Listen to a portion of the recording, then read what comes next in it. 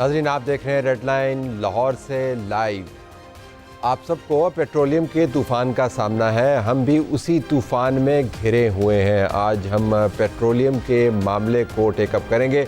दुनिया भर के अंदर क्या हो रहा है, हमारे हमसाए में क्या हो रहा है, पाकिस्तान के अंदर क्या वाक़तन बैनुल-अक़वामी तहलका आमेज़ किस्म की जो तब्दीलियाँ आ रही हैं उनके असरात हैं या हुकूमत का निकम्मापन है। हमारे पास एक पैनल भी मौजूद है, भरपूर इसके ऊपर गुफ्तगू करेंगे।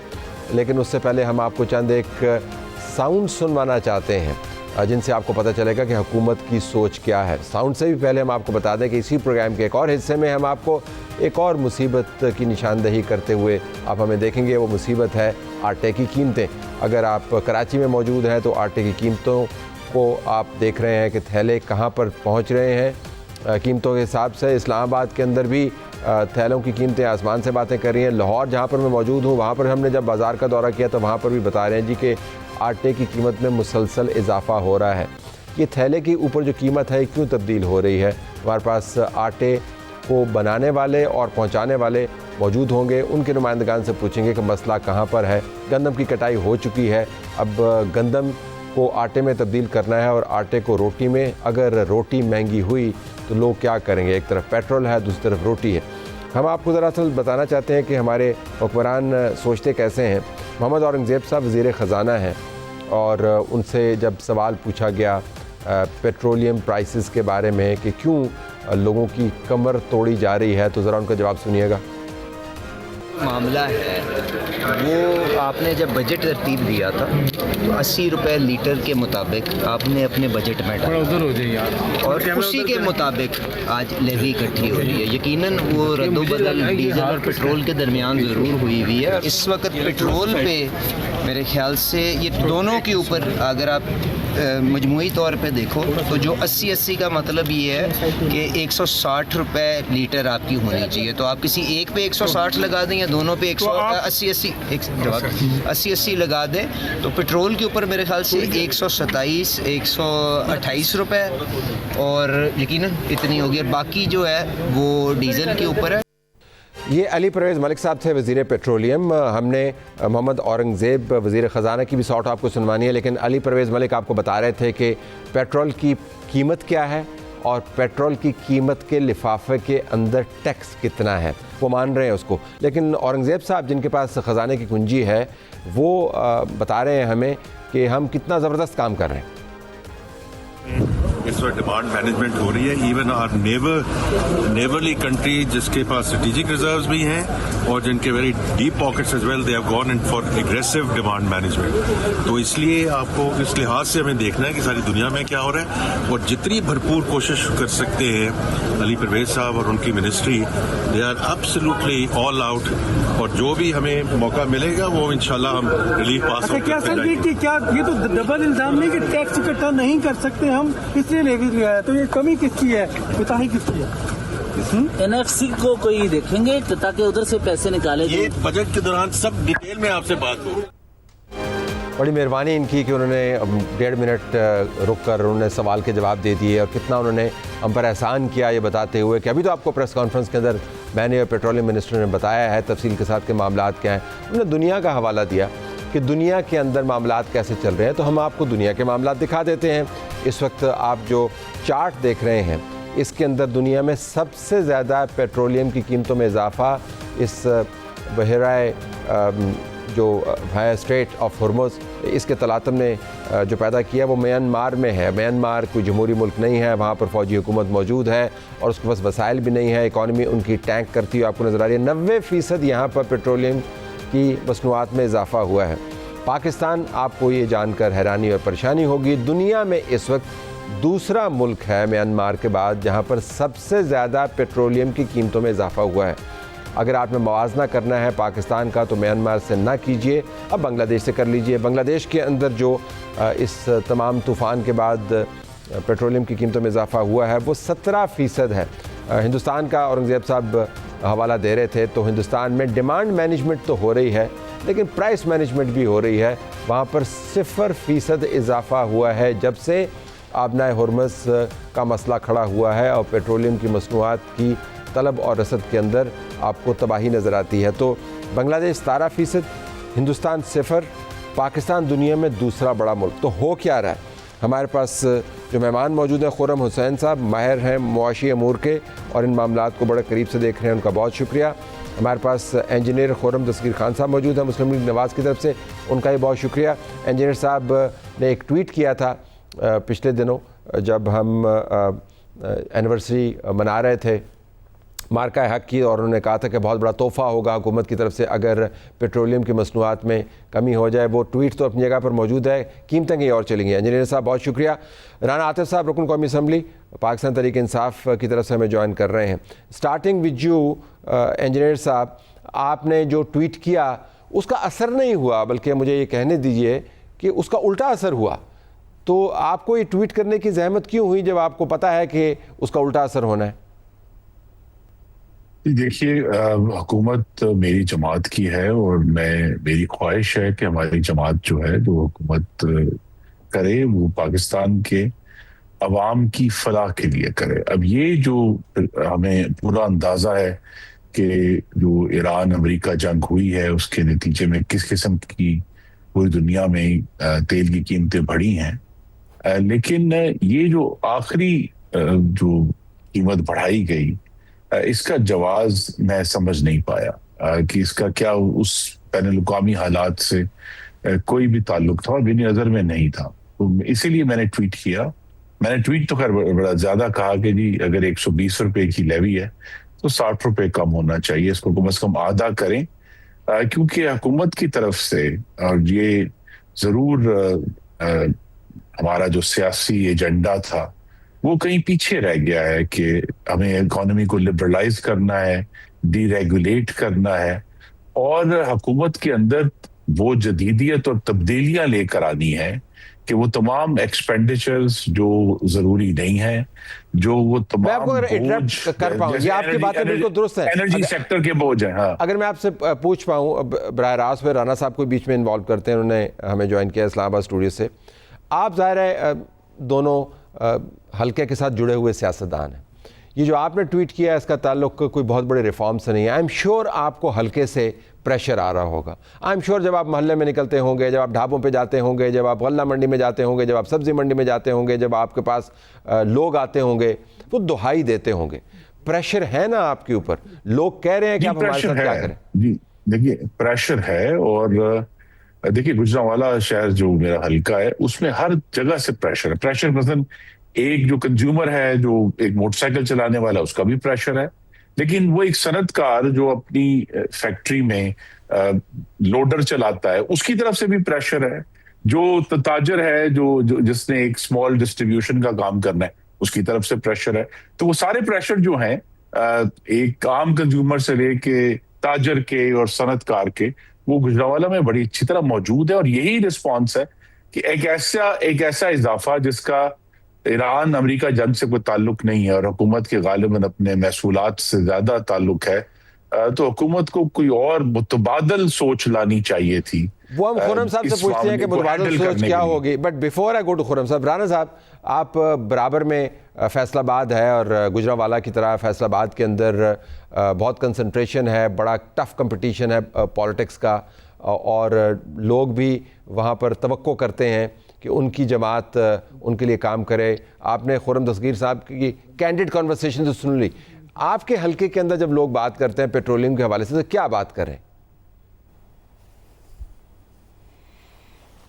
थैंक यू तला साहब। देखें वैसे तो मुकाबला तो सियासी तौर पे तो कोई नहीं है पाकिस्तान तहरीक इंसाफ का और मुस्लिम लीग नून का, और वो एक रिपीटेड एक साइकिल है। 2024 के इलेक्शन में भी लोगों ने बता दिया क्लीन स्वीप था, 50-50 हज़ार 60-60 हज़ार से लीड, इसलिए क्योंकि लोग इनकी जो 40 साल परफॉर्मेंस है, मैं आपको बता दूं कि इनकी ये मरकज़ में 5वीं दफ़ा है और पंजाब में इनकी ये 7वीं बारी है। तो ये तो कोई और एक ही फैमिली का ये रूल है और ये भी वर्ल्ड रिकॉर्ड है कि एक ही फैमिली ने 12 दफ़ा सूबे और मरकज़ में हुकूमत कर ली है। तो लोग तो इनसे कोई उम्मीदें तो इनसे लोगों की इनसे कोई उम्मीदें नहीं है।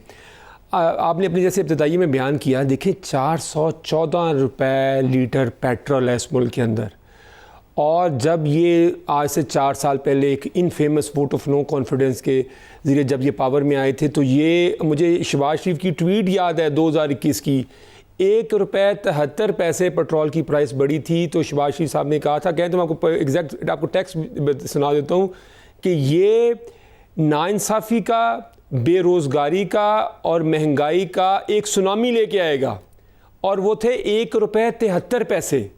और जब से हमारी हुकूमत गई है इस इन famous vote of no confidence की वजह से पेट्रोल की कीमत में ₹264 फ़ी लीटर इजाफा हो चुका है, ₹264। तो मुझे आप एक चीज़ बता दें कि ये इनका ये 5वां बजट होएगा इस हुकूमत का। ये शहबाज शरीफ साहब अपना 5वां बजट पेश करेंगे, जो मेरा ख्याल है शायद ही पाकिस्तान में किसी वज़ीर आज़म के हिस्से में ये कोई इस तरह का मार्का आया होगा। और ये 5वें बजट में इन्होंने हर साल पाकिस्तान की मईशत को वहाँ पे पहुँचा दिया है कि जहाँ पे लोग अब ये कह रहे हैं कि यहाँ से मईशत अब उठ भी सकेगी कि नहीं उठ सकेगी। देखें, आप कर्ज़ों का आप हुजम ले लें कि जितने इस हुकूमत ने कर्जे ले लिए तकरीबन 35 ट्रिलियन 35,000 अरब रुपए का कर्जा पे आते हैं 4 साल में ये ले राना साहब कर्जों पे आते हैं। जरा बहस को मैं जो पेट्रोलियम रिलेटेड लोगों की कॉस्ट है और जो पे कर रहे हैं उस पर रहते हैं। अगर आप इजाजत दें तो मैं खुर्रम साहब से जरा इस मामले को टेकअप करता हूँ। तीन ही लोग अगर आप जी ऐड करें, गो अहेड ऐड करें। जी मैं देखें, अब देखें, मैं आपको सिंपल बात बताऊं कि पाकिस्तान के अंदर जो मिनिमम वेज है वो लोगों की 30-35 हज़ार है। अगर एक बंदा 1 लीटर पेट्रोल भी डलवाए, इसका मतलब है उसका 15,000 से सिर्फ पेट्रोल का बिल हो गया। और अगर वो दिन के सिर्फ 10 यूनिट बिजली के इस्तेमाल करे, उन्होंने बिजली के ऊपर जो रिलीफ थी 300 यूनिट तक जो थी प्रोटेक्टेड सार्फिन की, वो भी ख़त्म कर दी, तो 30,000 रुपये में सिर्फ वो 1 लीटर पेट्रोल डलवा सकेगा और दिन के सिर्फ 10 यूनिट बिजली के इस्तेमाल कर सकेगा। पाकिस्तान के अंदर तो इतनी जो गुर्बत है वो तो एक ख़तरनाक हदों को छू रही है। और इस हुकूमत के पास कोई, मैं ये कोई सियासी बात नहीं कर रहा, इनके पास कोई सोल्यूशन नहीं। आप इनके बुजुर्ग की प्रेस कॉन्फ्रेंस सुनते हैं, सीरियसली स्पीकिंग बंदे को देख के बंदा ये सोचता कि यार ये लोग मुल्क चला रहे हैं ये वाला। अच्छा, अब ज़रा खुर्रम साहब से पूछते हैं। खुर्रम साहब ये बताइएगा कि अब हुकूमत के जो नुमाइंदगान हैं वो भी मानते हैं कि पॉलिटिकल कॉस्ट वो पे कर रहे हैं। दुनिया का मवाजना भी हमने करके बता दिया कि दुनिया में बांग्लादेश को भी तेल की ज़रूरत है, हिंदुस्तान को भी तेल की ज़रूरत है। अपना हुर्मुज़ से जितने जहाज़ निकलते हैं, हमारे लिए तो शायद 1-2 जहाज़ ज़्यादा ही निकल रहे हों, दुनिया में कहीं और नहीं पहुंच रहे। तो ये मसला क्या है? ये IMF ने हमारी गर्दन पे पाँव रखा हुआ है कि आपने हर हाल में पेट्रोलियम के ज़रिए रेवेन्यू जनरेट करना है, या हमारे पास दूसरे रास्ते मौजूद हैं जहाँ पर हम जाते नहीं? बात कही थी तलत, यहाँ पे अभी वो ऑपरेटिव है कि IMF ने हुकूमत की गर्दन पे पैर रखा हुआ है और कहा हुआ है कि भाई आपके जो फिस्कल टारगेट्स हैं, यानी कि जो आप खर्चा कर रहे हैं और जो आप आमदनी लेके आ रहे हैं, उसमें जो गैप होएगा, फिस्कल डेफिसिट जिसको कहते हैं, उसमें कोई मजीद और इजाफा नहीं हो सकता। जो आपका टारगेट है आपने वो मीट करना है।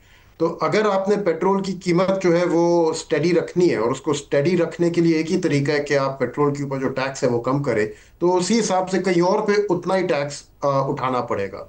और वो अभी कोई कहीं भी गुंजाइश नज़र नहीं आ रही है इनको कि वो फिर कहाँ से ज़्यादा मजीद और टैक्स लगा के हम निचोड़ेंगे, या फिर गैर ज़रूरी अखराजात जो हैं उनको कम करें।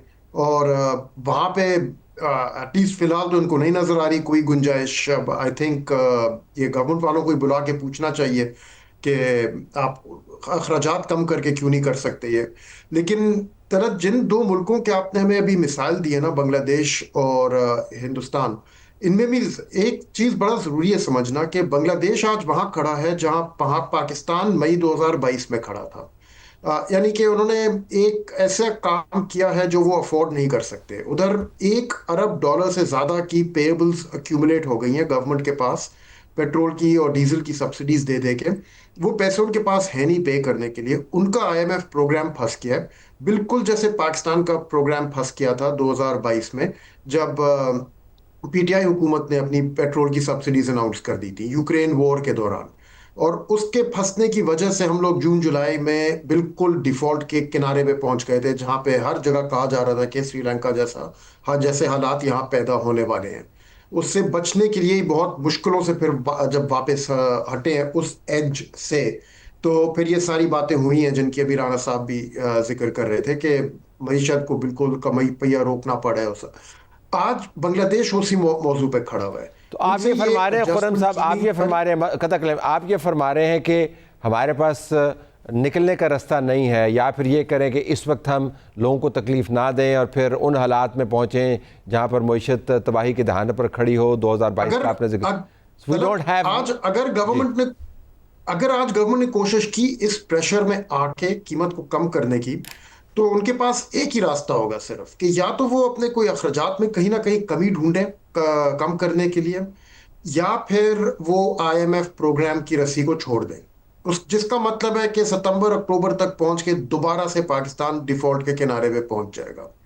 अब आई डोंट नो इसके अलावा उनके पास क्या रास्ता है। और हिंदुस्तान का जो आपने एग्जांपल लिया था, हिंदुस्तान में तो इलेक्शन हो रही थी 2 उनकी स्टेट्स में, और वहाँ का एक कानून तो नहीं है, एक अनरिटन वहाँ का हमेशा से एक नॉर्म सा रहा है कि वो जब भी इलेक्शन स्केड्यूल अनाउंस हो जाता है किसी स्टेट में, तो वो पेट्रोलियम प्राइसेस को एडजस्ट नहीं किया जाता।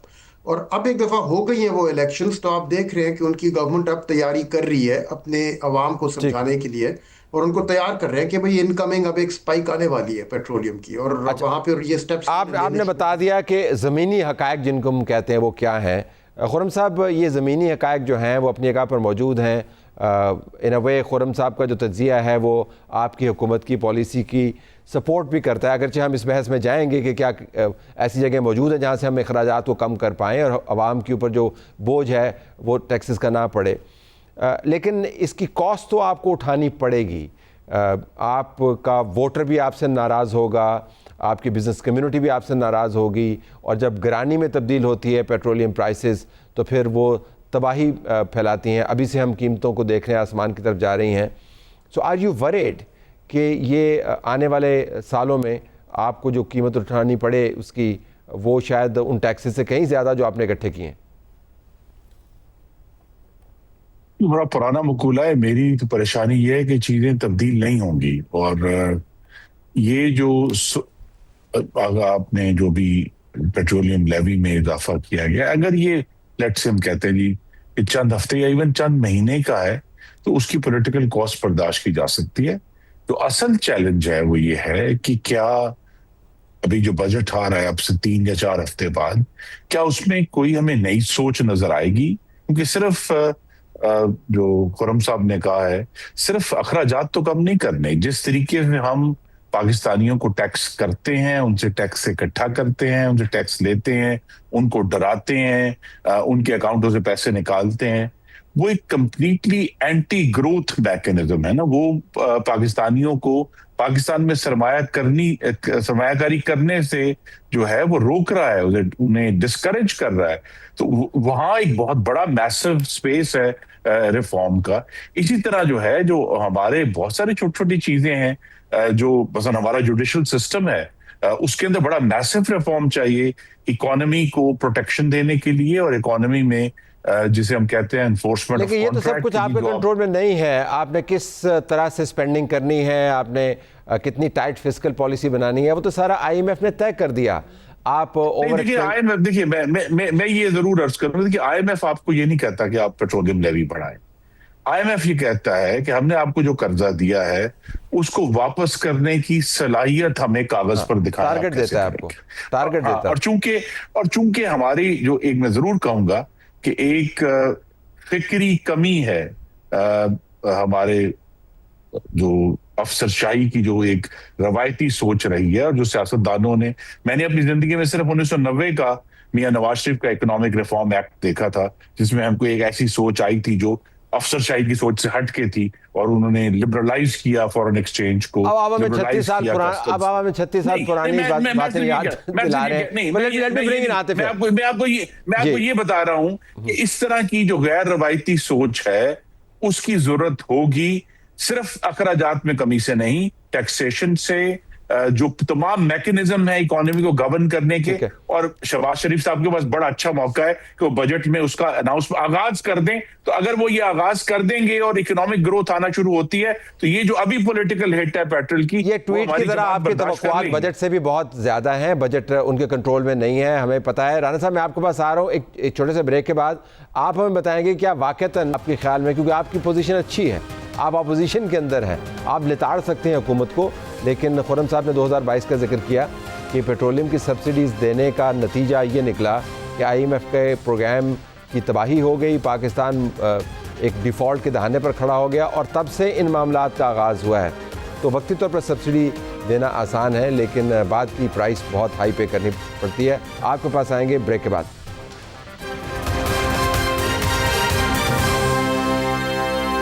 नाज़रीन, पाकिस्तान में पेट्रोलियम की मसनूआत में मुसलसल कीमतों में इजाफा हो रहा है और एक तूफ़ान है, लोग परेशान हैं। हुकूमत इसरार कर रही है कि उसके पास ऑप्शंस नहीं हैं। राना साहब, आप अपोजिशन में हैं, आपके पास हुकूमत को लिताड़ने के बड़े मौके हैं, लेकिन आपको कम से कम ये तो अप्रिशिएट करना चाहिए कि ये टफ़ कंडीशंस हैं। वो फ़ैसले जो आपको लेने चाहिए थे 2022 में, आपने नहीं लिए, जिसके नतायज किसी न किसी तरीके से अब आवाम भुगत रहे हैं। Your take.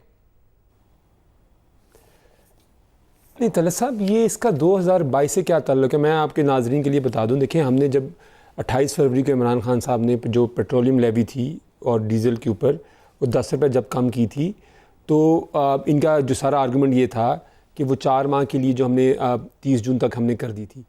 पहली बात तो ये कि हम अपने एक्शन के ज़िम्मेदार होते, तो आप ये वोट ऑफ नो कॉन्फिडेंस पंगे में आप ना पड़ते अगर आप ये मैनेज नहीं कर सकते थे। हमने मैनेज करनी थी, हम तब मैनेज कर लेते। आप तो इसी प्री टैक्स पे आए थे कि ये गलत, हम इसको ठीक कर लेंगे। हमारा तो ये प्री टैक्स नहीं था, हम तो उसको हमने उसकी फंडिंग कर लेनी थी उसमें जाए बगैर। तो आप मुझे ये बता रहे हैं कि इनका तो बड़ा सिंपल सा है कि इनकी जो 40 साल की जो मिस मैनेजमेंट है PMLN की और PPP की, वो PTI ने 2 साल में ठीक करनी थी। इनका ये सा, और अगर बकौल इनके जो PTI ने हालांकि इमरान खान साहब के दौर के अंदर मईशत एक साल 6% और अगले साल 6.25% पे ग्रो कर रही थी, वो मईशत बुरी मईशत चल रही थी। और जब पाकिस्तान की मईशत नोज डाइव कर गई है, हर चीज़ नीचे जा रही है, तो ये मईशत ठीक हो रही है। लेकिन वो जो अगर कोई ख़राबी 2-4 माह की ख़राबी थी, उसके लिए इनको आगे 100 साल और चाहिए। वैसे इस लॉजिक में बंदा सुभान अल्लाह ही कह सकता है। देखिए, मुझे पूछने दें, आप होते तो आप क्या करते? आप इन हालात में क्या करते?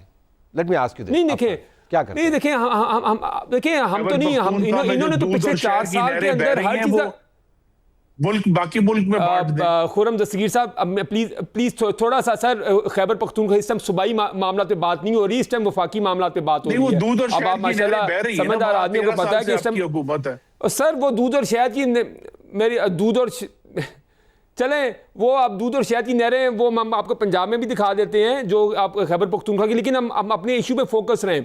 देखें, आपने 1500 अरब रुपए की आपने पेट्रोलियम लेवी कर दी है, टैक्सेस आपने 4 सालों में आपने डबल से ऊपर कर दी हैं, बिजली की कीमतें आपने 3 गुना से ऊपर कर दी हैं।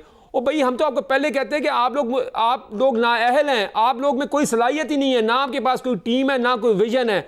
आपने 4 साल हो गए हैं, आपको 1000 साल चाहिए मुल्क को ठीक करने के लिए। जब इनको हुकूमत मिली 2013 के अंदर, तो $2.5 अरब का करंट अकाउंट खसारा था, और ये हमें $20 अरब का खसारा छोड़ के गए थे। ये पाकिस्तान की तारीख के अंदर कभी इतना खसारे के अंदर इजाफा नहीं हुआ जो इन्होंने 5 साल के अंदर कर दिया था। आप क्या करते? अब बातें ही हमें सुना रहे हैं। नहीं, आप क्या करते? तो जब चलो उनकी बातें ना सुने, तलत भाई की बात सुने। देखिए, अगर मैं तो देखें, हम तो जब आएंगे, हमने लोगों ने देखा है, जब हम आए थे तो 2 सालों में, मैंने आपको बताया, पाकिस्तान में पिछले 20 साल में सिर्फ 2 साल कंसेक्टिव जो 6.25 और 6.25% ग्रोथ हुई है, वो हमारे दौर के अंदर ही हुई है। और जब से ये आए हैं, आपकी जो 4 सालों की एवरेज इकोनॉमिक ग्रोथ है वो 2% से कम है।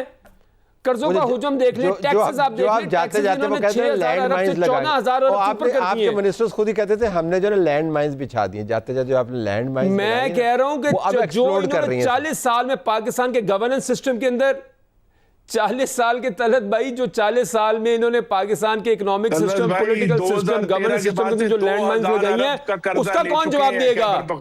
खुरम साहब से पूछ लेते हैं। मैं आपको बताऊं, आप लोग ऑन रिकॉर्ड आपने डेट ऑलमोस्ट डबल कर दिया है। आपने तकरीबन 36,000 अरब रुपए का कर्जा ले लिया है, टैक्सेस आपने डबल कर दिए हैं। लेट मी आस्क खुरम साहब, आखिरी बात सुन ले मेरी बात, अब मुझे बात करने देना। देखिए, एक तो मैं ये स्टूडियो में बैठा हूं, अपनी बात देखिए, मैं बात बताऊं, जो भी रेलवे बस हमें अवेलेबल है उसमें बैठ के उस जन्नत में जाते हैं जो खैबर पख्तूनख्वा है, जहाँ 13 साल से आपकी हुकूमत है। 13 साल जन्नत तो आपने लोगों को दिखाई थी, खुरम साहब, जन्नत तो आपने लोगों को दिखाई थी 2022 में। 2013 से लेकर 2026 तक 2000 अरब रुपए के कर्जे ले चुके हैं, और उस 2000 अरब रुपए राणा साहब आप बात मुकम्मल कर लें। मैंने 2000 अरब के मैंने खुर्रम हुसैन से पूछना है कि ऑप्शंस क्या हैं। दिखाने के लिए कोई चीज नहीं है वहां सिर्फ एक मुकम्मल खुर्रम कॉम्प्रिहेंसिव दस्तगीर साहब, तालीम। लेकिन खुर्रम दस्तगीर साहब, डॉक्यूमेंट दिखाएं, खुर्रम दस्तगीर 2000 साहब, अरब रुपए का कर्जा अगर खुर्रम दस्तगीर या साहब, मैं सियासत छोड़ूंगा या आप सियासत छोड़ेंगे। राणा साहब, खुर्रम दस्तगीर साहब, गुजारिश ये है कि खैबर पख्तूनख्वा की कमियां आप गिनवा कर इस इशू से तवज्जो नहीं हटा सकते। ये एक बड़ा प्रेसिंग इशू है जिसके ऊपर आप खुद भी ट्वीट कर चुके हैं। राणा साहब, just give me a minute. Khurram Hussain साहब, अगर आप ये फरमाएं, वाकईतन क्या पीटीआई जो कहती है ये इनकॉम्पिटेंस का इशू है? ये पाकिस्तान में कोई ऐसी जमात, कोई विजन वाली, कोई आपको नज़र आती है प्लान वाली, जो आपके ख्याल में इन हालात के अंदर कुछ ऐसा कर दे कि पेट्रोलिंग की प्राइसेस धड़ से कम हो जाएं, कर्जे भी कम हो जाएं? Is there a magical formula available? नहीं, there is no magical formula available. और आपने पूछा ऑल्टरनेटिव हमारे पास क्या? ऑल्टरनेटिव तो भी हम दोनों ने देख लिया तलत। हमारे सामने के एक ब्लेम गेम जो चल रही थी कि किस पार्टी ने 30 साल पहले ये कर दिया, उसने 36 साल से वो कर दिया, 13 साल से आपने क्या काम किया। This would be the alternative. इसके अलावा फिर और कुछ नहीं होगा। यही होता कि आप कोई पार्टी अगर अभी सब्सिडीज देना शुरू कर देती और उसकी वजह से प्रोग्राम अगर आईएमएफ का डिरेल हो जाता, जुलाई अगस्त तक पहुंच के अगर, या सितंबर अक्टूबर तक पहुंच के हम लोग डिफॉल्ट के किनारे पे होते, तो दोबारा ये ब्लेम गेम चल रही होती कि मैं क्या करता, फलाने ने ये नहीं मानी तो फलाने ने वो नहीं किया।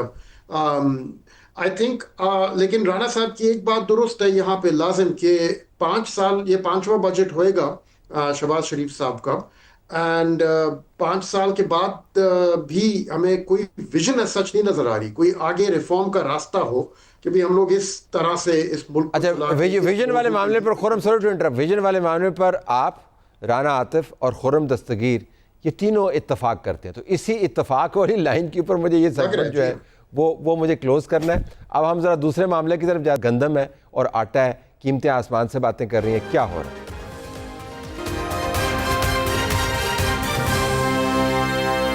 पेट्रोलियम मिनिस्टर साहब का एक और भी बयान हमारे सामने आया है जिसमें उन्होंने ये भी फरमाया है कि जो लेवी है वो हमारे पास नहीं आती पेट्रोलियम की, जिनके पास जाती है उनसे पूछ लें। भी हैरान कुन बयान है। अभी मैं देख रहा था। हम आटे की ज़रा बात करते हैं। एक हफ्ते के दौरान कराची में 20 किलो आटे के थैले की कीमत में 100 रुपये इजाफा हुआ है। कीमत जो है वो 2600 रुपये तक पहुँच गई। लाहौर में आ जाए जहाँ पर मैं मौजूद हूँ, 20 किलो का थैला जो है वो 290 रुपये का अमूमी तौर पर बिक रहा है। इस्लामाबाद झांसा में आया हूँ, 20 किलो के थैले की कीमत 93 रुपये का इसमें इजाफा हुआ है। पिशावर जहाँ पर मुझे अगले हफ्ते जाना है, 150 रुपये और खुशदार में 140 रुपये महंगा हुआ है। कोयटा में 30 रुपये, मुल्तान में 27 रुपये का इजाफा सामने आया है। और जो लाहौर में फ़ी मन गंदम की कीमत है वो 4000 रुपये तक पहुँच गई। ये वो एरियाज़ हैं जिनके गिर्द तमाम एग्रेरियन बेल्ट मौजूद हैं। ये सप्लाई चेन है पाकिस्तान के आटे की। क्या हो रहा है? आसिम रज़ा अहमद साहब हमारे साथ मौजूद हैं, साबिक chairman all Pakistan flour mills association. Asim साहब अस्सलाम वालेकुम। जी अस्सलाम। क्या हो रहा है? हम गंदम प्रोड्यूस करते हैं, गंदम प्रोड्यूस करने वाली बेल्ट के हार्टलैंड में मैं बैठा हुआ हूँ, इसके गिर्द ही घूमता हूँ। व्हाट इज़ रॉन्ग विद आटे की प्राइस? देखिए, इस दफ़ा पहली दफ़ा एग्रीगेटर्स के थ्रू गंदम खरीदारी होनी थी, लेकिन अनफॉर्चुनेटली खरीदारी इसलिए नहीं हो पाई कि कुछ मौसमी असरात थे और साथ में कुछ फसल शॉर्ट हो गई ड्यू टू जो बारिशें हैं उसकी वजह से। और इस टाइम पे अगर हम देख रहे हैं तो इजी मूवमेंट नहीं है ओवरऑल पंजाब वीट की। और इसी तरह अगर हम दूसरे सूबों में देखें तो हर सूबे ने अपने अपने सूबे के अंदर रिस्ट्रिक्शन किया हुआ है मूवमेंट ऑफ वीट को। बलूचिस्तान इधर रुक जाए, 1 मिनट रुक जाए, मुझे 2 वजाहतें दे दें। ये एग्रीगेटर कौन है जिसके जरिए जिन्होंने फ्लोट किया था मुख्तलिफ लोगों के लिए कि वो आए और किसान से गंदम लें? और ये कौन लोग हैं? गंदम को, ये कौन लोग हैं? एक तो देखें, इस टाइम पे सबसे बड़ा खरीदारी तो जीपीआई की जो सब्सिडरी कंपनी है, जीपीआई ग्रीन पाकिस्तान इनिशिएटिव, ठीक है। तो जीसीआई है जो आगे से उनकी सब्सिडी है कमोडिटीज की, वो खरीदारी करेगी। इसी तरह जो कंपनीज जिन्होंने क्वालिफाई किया उनमें से कुछ तकरीबन 30 कंपनीज ने ओवरऑल पाकिस्तान में क्वालिफाई किया था। उनमें से सिर्फ 6 फ्लोर मिलर्स हैं, बाकी प्राइवेट पार्टीज हैं, जिसमें एक मल्टीनेशनल भी है, एलडीसी भी है। तो this was all open for everybody जी, कोई ये कोई लिमिटेड नहीं था। जिनका ऑलरेडी एक्सपीरियंस था उनको फ्लोट किया था गवर्नमेंट ने टेंडर कि वो आए और पार्टिसिपेट करें और किसानों से 35 रुपए के हिसाब से गंदम लेके रखें। लेकिन अभी आपने दूसरी बात जो मैंने दूसरी बात पूछी थी, आपने इशारतन कहा कि पंजाब में इजी मूवमेंट नहीं है। ये इजी मूवमेंट ना हो, या मूवमेंट होती है गंदम की, और पंजाब के अंदर की आप बात करें तो ज़िले टू ज़िला जो है वो भी आप नहीं मूव कर पा रहे, ये क्या है गंदम की मूवमेंट के लिए सरकार परमिट्स का इजरा कर रही है ओवरऑल पंजाब में, जिस मिल को जितनी ग्राइंडिंग चाहिए उसके लिए गंदम के परमिट्स दिए जा रहे हैं। लेकिन चूंकि डिप्टी कमिश्नर्स के टारगेट्स हैं वो अचीव नहीं हो रहे, तो डिप्टी कमिश्नर्स उनको रोक रहा है। जिसको डिप्टी कमिश्नर का क्या ताल्लुक है? वो तो एग्रीगेटर इकट्ठे कर रहे हैं, डिप्टी कमिश्नर कहाँ से बीच में आ गया? नहीं, ये कमेटी बनी थी जिसमें प्राइवेट लोग भी हैं जी, डिप्टी कमिश्नर भी है, अपना तहसील ऑफिस से जिस तरह महकमा माल का बंदा भी है, एक फ्लोर मिलर भी है, ये सारे नुमाइंदगान हैं जी। ठीक। तो टारगेट्स तो चीफ सेक्रेटरी साहब ने डिप्टी कमिश्नर्स को भी दिया है कि जो अपना उनके इलाके के अंदर गोदाम है एग्रीगेटर्स के लिए, उनको लेके दी जाए गंदम। अच्छा, कीमत क्यों बढ़ रही है? मुझे पता है कीमत क्यों बढ़ रही है, जरा सादा से जवाब दें इसका। देखिए, ये नॉन जेन्युइन बायर्स ने इसको होल्ड कर लिया। जिसके पास पिछले साल 2200 में बिकी थी और उसने देखा कि 4500 रुपया रेट गया, तो इस टाइम पे हर स्टॉकिस्ट जिसके पास 20,000 के पैसे थे, 5,000 के थे, 100 के थे, उसने अपनी बिसात के मुताबिक गंदम लगा ली। इस टाइम पे टोटल राइस सेलर्स, कॉटन जिनिंग्स, जितने भी लोग हैं उन सब के पास, इवन पेट्रोल पंप्स के भी पीछे अगर कोई जगह बनी हुई है तो वहां पे गंदम लगी हुई है जी पंजाब के अंदर। तो हर आदमी ने गंदम को होल्ड कर लिया है, और ये वो अपना लोग हैं जो मुनाफाखोरी के लिए जिन्होंने होल्ड किया है। हमारी फ्लोर मिल्स के पास गंदम नहीं है, तो इंतजामिया जो गंदम की बोरियां जिले से जिले नहीं जाने दे रही, उनको ये होर्डिंग नजर नहीं आ रही?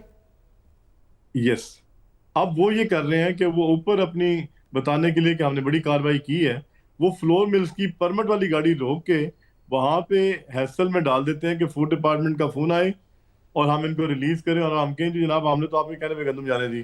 तो वो इस तरह का एक प्ले हो रहा है। इसमें एक फैक्टर ये है, दूसरा फैक्टर ये है कि जो पुराने फूड वाले हैं उनकी भी लगन नहीं है कि ये खरीदारी हो सके।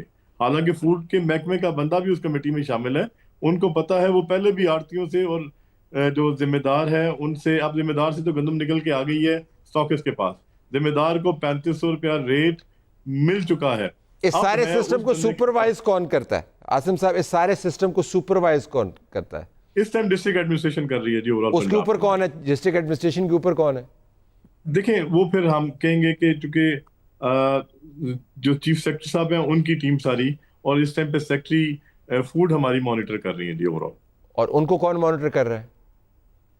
Chief secretary. और उनको कौन मॉनिटर कर रहा है? वो फिर एक पंजाब का चूंकि कैबिनेट का अप्रूवल है तो उसके अंदर डिस्कशन था, कल भी कैबिनेट मीटिंग है, तो मैं समझता हूं कि कैबिनेट को कौन हेड करता है? CM Punjab. I have to leave it there. आपका बहुत शुक्रिया, हमें इजाजत, अल्लाह हाफिज।